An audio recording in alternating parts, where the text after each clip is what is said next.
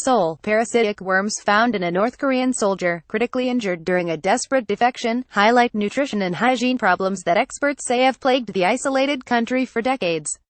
At a briefing on Wednesday, lead surgeon Lee Cookjong displayed photos showing dozens of flesh-colored parasites, including one presumed roundworm 27 cm (10.6 in) long, removed from the wounded soldier's digestive tract during a series of surgeries to save his life. In my over 20-year-long career as a surgeon, I have only seen something like this in a textbook, Lee said.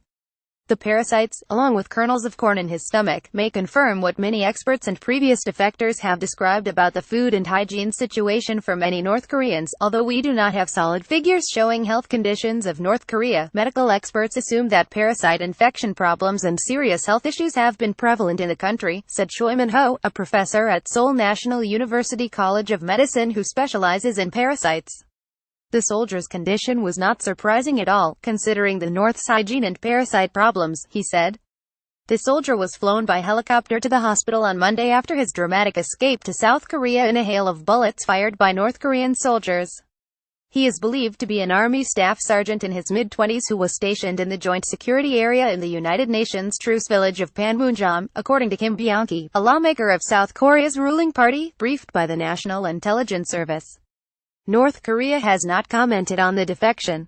Surgeons have now removed dozens of parasites from his body and his vital signs were stabilizing on Saturday, though he continued to remain unconscious and relying on a breathing machine. After consecutive surgeries to repair internal organ damage and other injuries, no further surgeries are planned as of yet, said Shin Mi-jung, an official at the SEOUL University Medical Center near Seoul.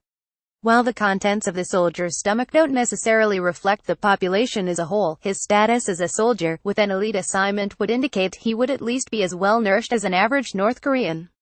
He was shot in his buttocks, armpit, back, shoulder and knee among other wounds, according to the hospital where the soldier is being treated.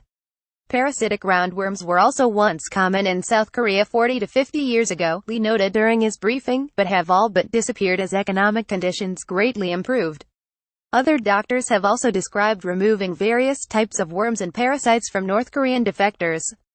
Their continued prevalence north of the heavily fortified border that divides the two Koreas could be in part tied to the use of human excrement, often called night soil. Chemical fertilizer was supplied by the state until the 1970s, but from the early 1980s, production started to decrease, said Lee Min-bok, a North Korean agriculture expert who defected to South Korea in 1995.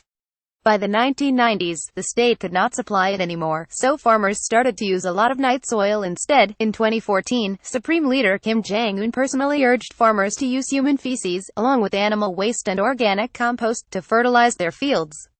A lack of livestock, however, made it difficult to find animal waste, said Lee, the agriculture expert. Even harder to overcome, he said, is the view of night soil as the best fertilizer in North Korea. Despite the risk of worms and parasites, vegetables grown in it are considered more delicious than others, Lee said. The medical briefing to described the wounded soldier as being 170 centimeters 5 feet 5 inches and 60 kilograms 132 pounds with his stomach containing corn. It is a staple grain that more North Koreans may be relying on in the wake of what the United Nations has called the worst drought since 2001. Imported corn, which is less preferred but cheaper to obtain than rice, has tended to increase in years when North Koreans are more worried about their seasonal harvests.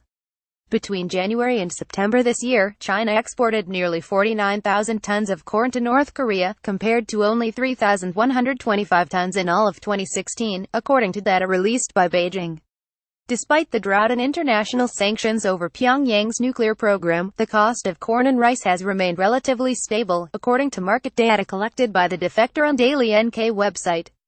Since the 1990s, when government rations failed to prevent a famine hitting the country, North Koreans have gradually turned to markets and other private means to feed themselves.